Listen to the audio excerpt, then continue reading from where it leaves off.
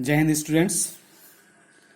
Today we will discuss about the concept of investment and its important types. Okay.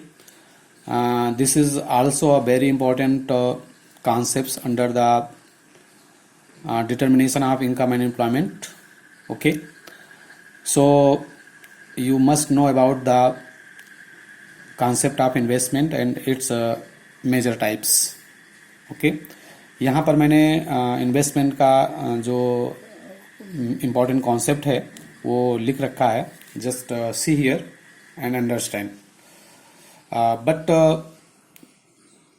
यहाँ पर जो investment को explain करने का पर्पज़ है, क्योंकि ऑलरेडी हम लोगों ने स्टार्टिंग में इन्वेस्टमेंट के कॉन्सेप्ट को पढ़ रखा है और आप आई होप इसके कॉन्सेप्ट को आप समझते होंगे. That is the same concept. The meaning of investment is the same. But the purpose of to explain this concept in this topic that is in some different way. So this is required to discuss about this concept. Okay. Investment it is a expenditure of the producer to purchase the fixed assets like plant, machinery, equipments etc. for further production. Okay. इसका मतलब ये है कि this investment is a expenditure of producer.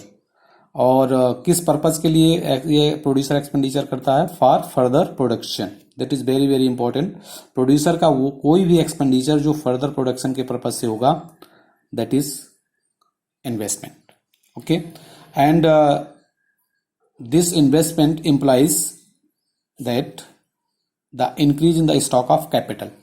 कहने का मतलब है कि जब प्रोड्यूसर का ऐसा एक्सपेंडिचर जो प्रोड्यूसर के कैपिटल स्टॉक में इंक्रीज लाए, मतलब बेसिकली प्रोड्यूसर जो इन्वेस्टमेंट करता है, एक्सपेंडिचर करता है, उसका जो पर्पज होता है to earn more and more profit.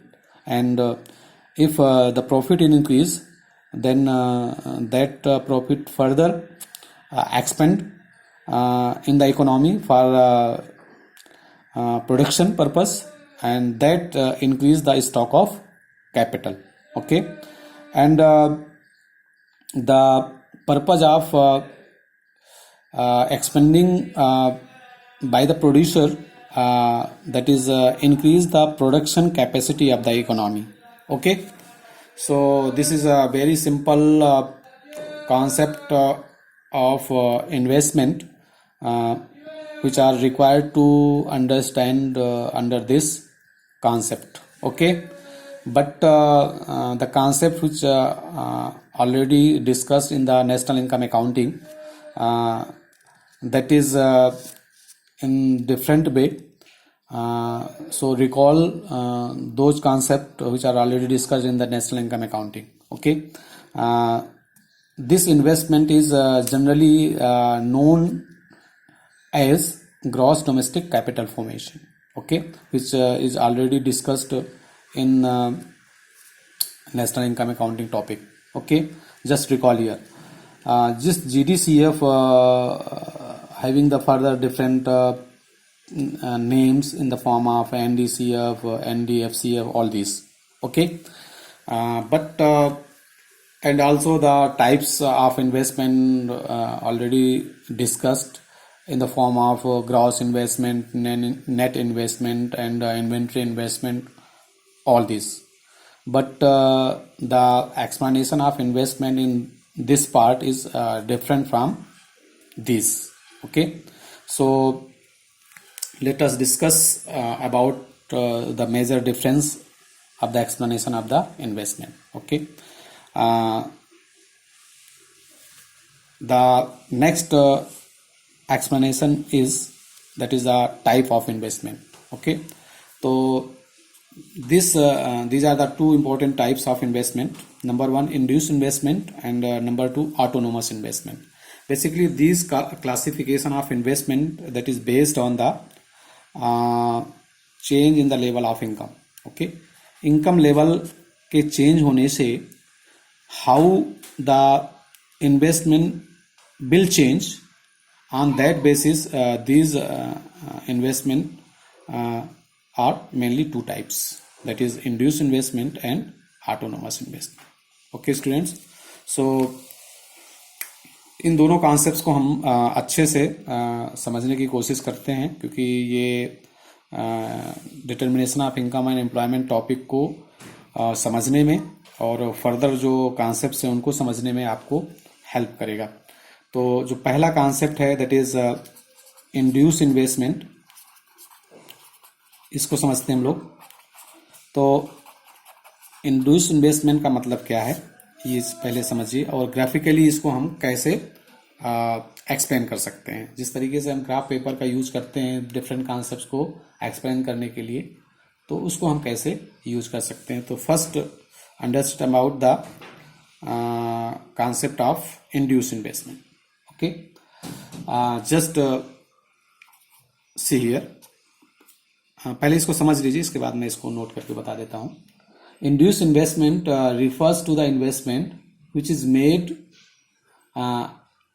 with the motive of earning profit. यानी ऐसा एक्सपेंडिचर, ऐसा इन्वेस्टमेंट जो प्रोड्यूसर प्रॉफिट अर्न करने के मोटिव से करता हो, that is called induced investment. Okay, the major concern of this investment is profit. Okay, so see here, it refers to, okay, that investment, it refers to the investment, it refers to the investment which is made by the producer to earn, to motive of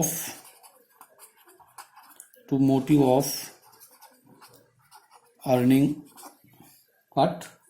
Profit.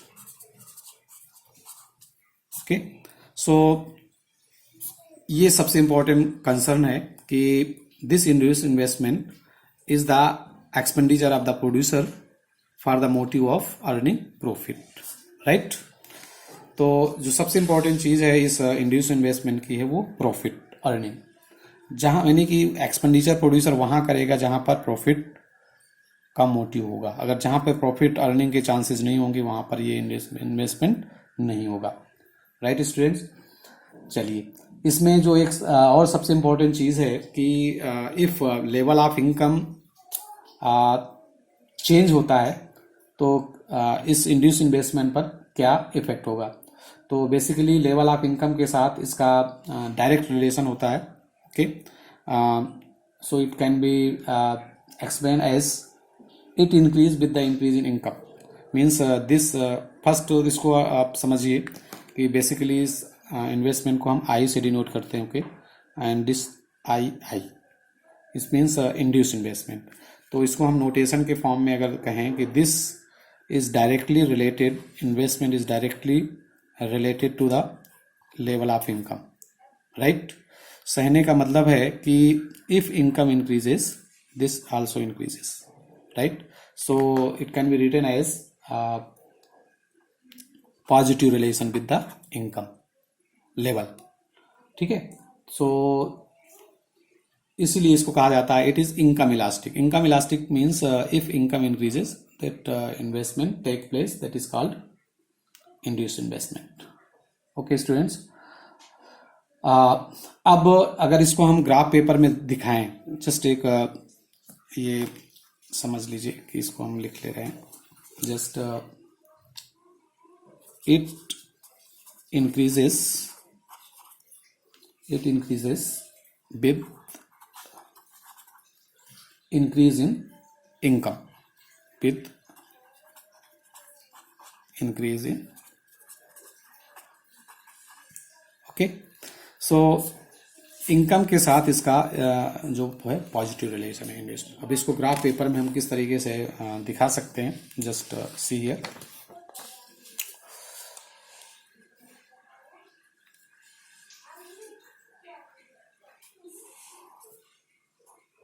ये आपका x axis, Y axis, इस direction में आप income level को दिखाएंगे Y, और इधर investment को दिखाएंगे।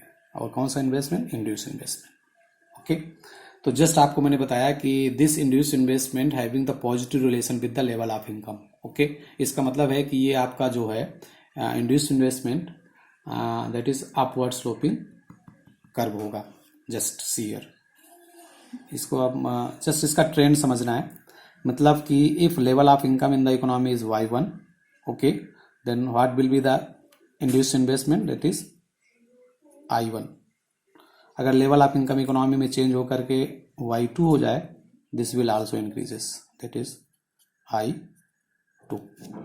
Right students, so this is simple I line which denote the induced investment, right?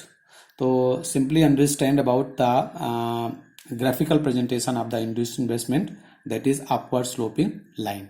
okay, एक कॉन्सेप्ट ये है कि if level of income in the economy is zero, then induced investment will also be zero। okay, that have the positive relation। चलिए, इसके बाद this is the graph of induce investment.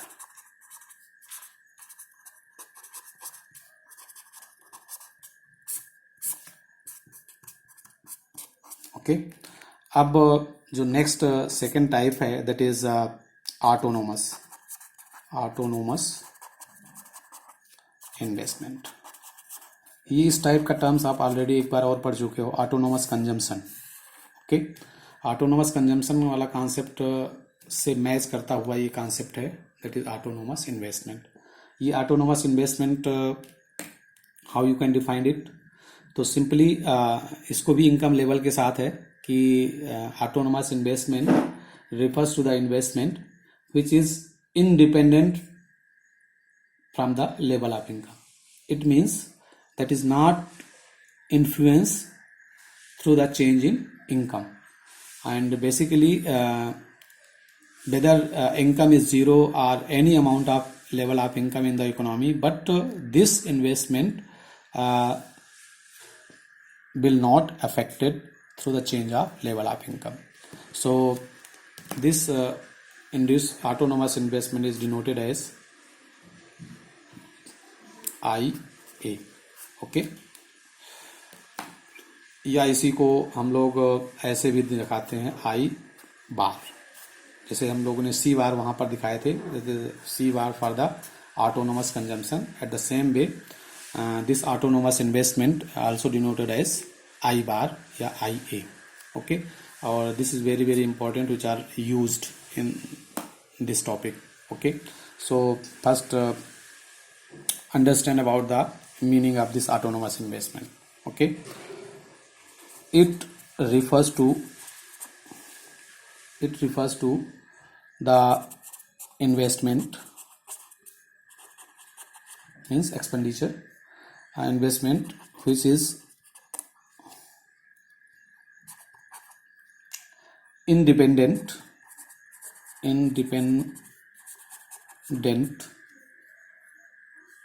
of the level of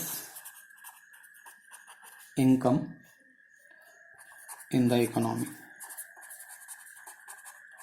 मतलब कहने का मतलब ये हुआ कि इन autonomous investment that is independent of level of income, means it not depend upon the level of income. Okay, and इसका simple सा मतलब है कि it is not affected by change in income.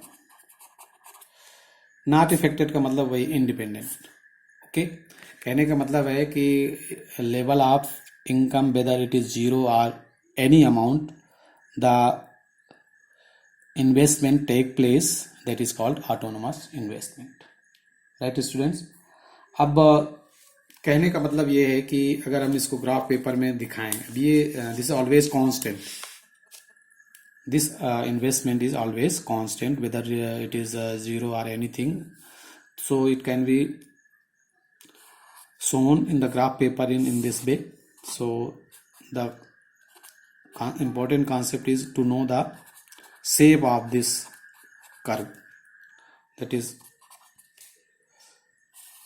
this is a simple autonomous investment.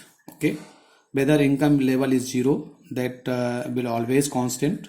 Okay, means this level of income is suppose y1, y2, y3. This is always constant, that is ia.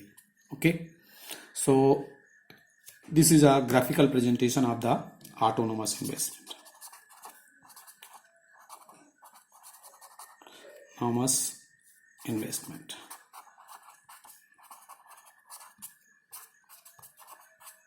Okay, so the important concept is to know the shape of these two curves. How we can denote the induced investment, that is upward sloping straight line, and autonomous investment, that is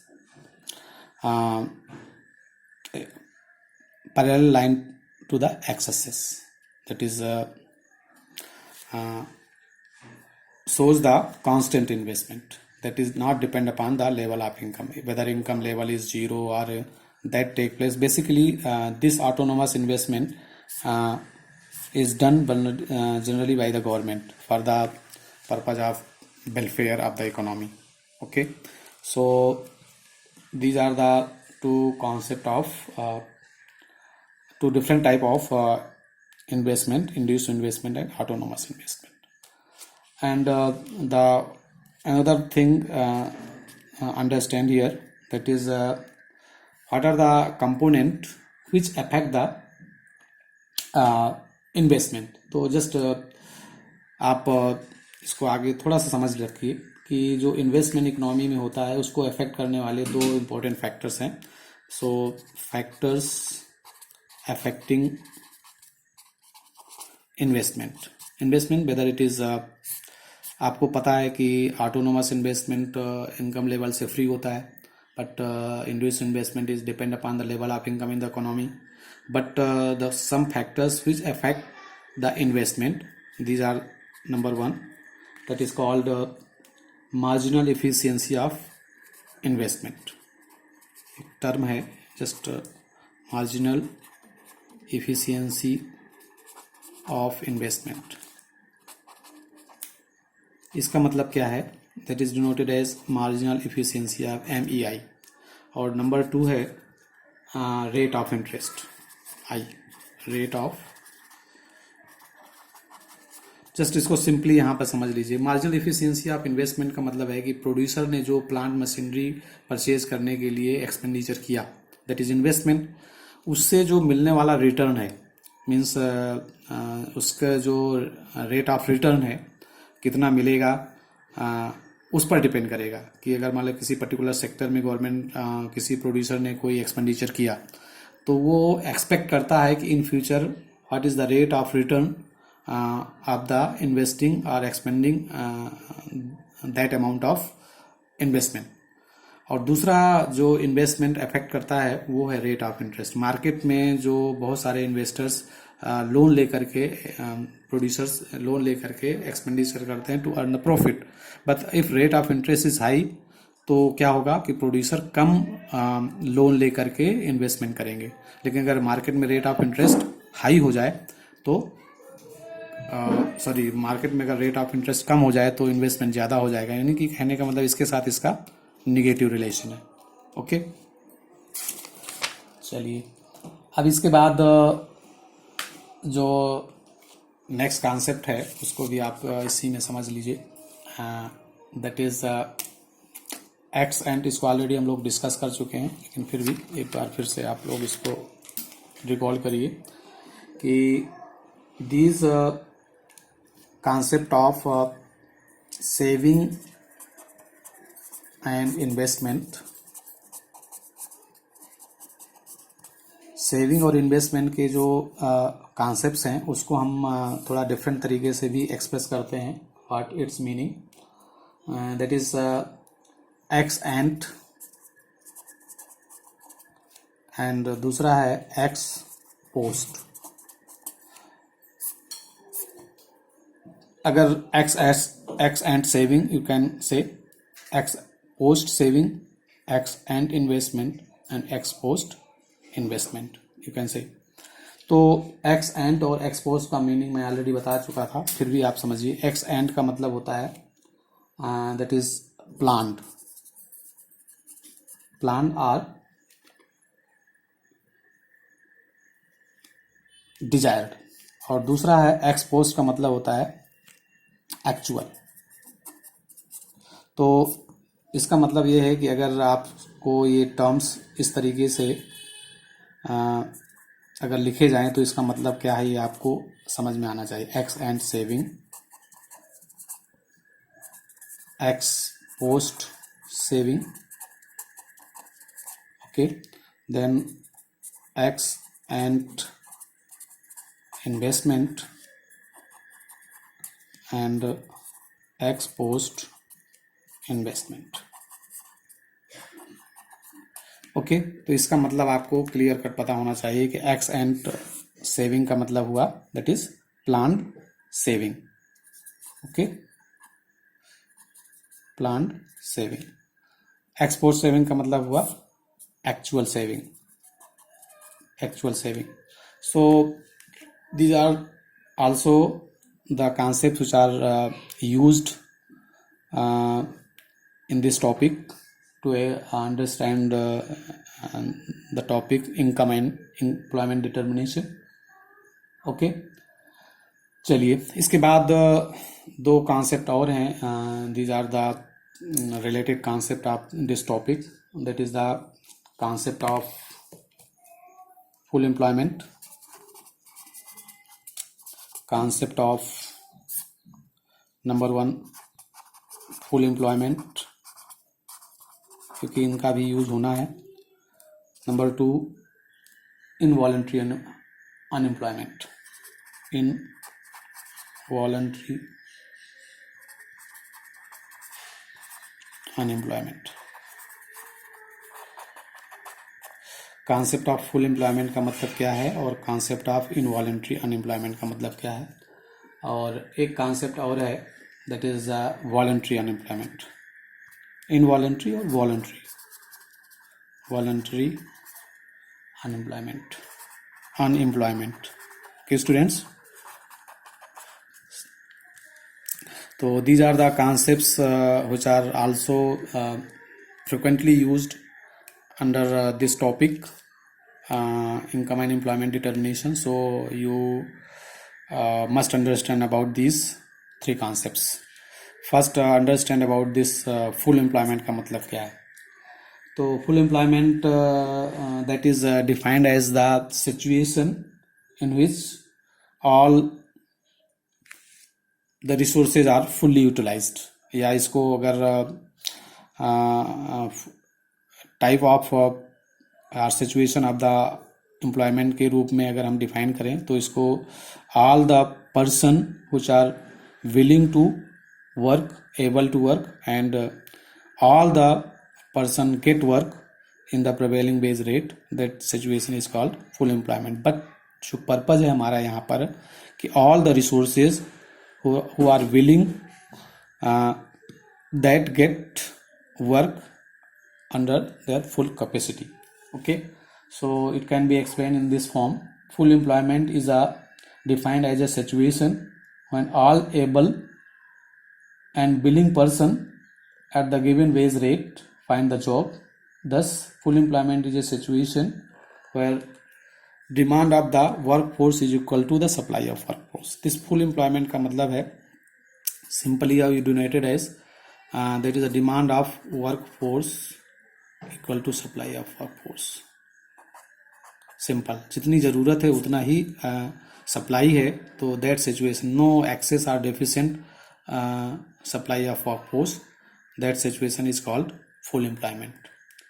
involuntary unemployment क्या है, इसको how you can define it. तो involuntary unemployment is a situation in which people are willing to work at existing base rate but do not get work or remain unemployed in the absence of employment opportunities. That is called involuntary unemployment. Means जो unemployment की definition already आप लोगों ने पढ़ रखा है, वही इसका मतलब है। Involuntary unemployment, a person is willing to work, able to work, but he does not get work at existing base rate, that situation is called involuntary unemployment. Okay, voluntary unemployment का मतलब है it is a situation in which person is able to work and but he does not willing to work at the existing base rate, that situation is called voluntary unemployment. मतलब कहने का कि employment opportunities available हैं, but व्यक्ति अपनी इच्छा से जब वो काम नहीं करता है तो उसको हम बोल देते हैं वॉलंटरी अनएम्प्लॉयमेंट. ओके, सो कहने का मतलब है कि some people do not wish to work at a given wage rate, so they are not treated as unemployed. तो वॉलंटरी अनएम्प्लॉयमेंट को हम अनएम्प्लॉयमेंट के रूप में ट्रीट नहीं करते हैं, क्योंकि व्यक्ति, the person is not willing to work, but the employment opportunities are available in the economy. So these are the three concept of unemployment. Okay, so full employment, once again, full employment is the situation in which all the resources are fully utilized, or a situation in person is willing to work, able to work, and he does work at the existing base rate. That situation is called full employment. Involuntary unemployment means a person is willing to work, able to work, but he does not get work at the existing base rate. That situation is called involuntary unemployment. And voluntary unemployment means a situation in which person is not willing to work, but the work is available in the economy. Right, students? So I hope you all understand all these concepts which are discussed in this video. Okay, and hope you are understand all concepts very well. If having any doubt, please ask or go through the text or the reference book to understand very well. Okay students, next इसके बाद हम लोग जो इसके कुछ practice questions हैं, that is based on the numericals, उनको करेंगे. कुछ न्यूमेरिकल क्वेश्चंस करेंगे, और इसके बाद जो मेन टॉपिक है that is the determination of income and employment, उस पर बात करेंगे. स्टूडेंट्स, अभी तक जो चीज़ें हम लोगों ने डिस्कस की हैं वो these are the related concepts to understand the determination of income and employment. Okay, ये जितने भी कॉन्सेप्ट हैं these are the related concepts. Okay, जो मेजर टॉपिक है आपका, how the equilibrium level of income and output is determined in the economy, that is very important. And to understand this concept you must understand about the related concept to this topic. So up to हम लोगों ने जो चीज़ों को discuss किया है, these are the related concepts which are helpful to understand the determination of income and employment. Okay, तो अब इसके बाद हम लोग पहले इसके कुछ न्यूमेरिकल्स क्वेश्चंस करेंगे, और इसके बाद फिर हम लोग आएंगे determination of income and employment को डिस्कस करने के लिए. How equilibrium level of income and employment determine in the economy, इस टॉपिक को डिस्कस करेंगे. Right student? So thank you students. आप इसको रिवाइज करिए, देखिए, और मुझसे पूछिए, या फिर आप अपने रेफरेंस बुक का रेफरेंस ले करके उसको वापस से एक बार देख सकते हैं. बट आपको ये सारे कॉन्सेप्ट समझ में आने चाहिए. Okay, so once again thank you to all.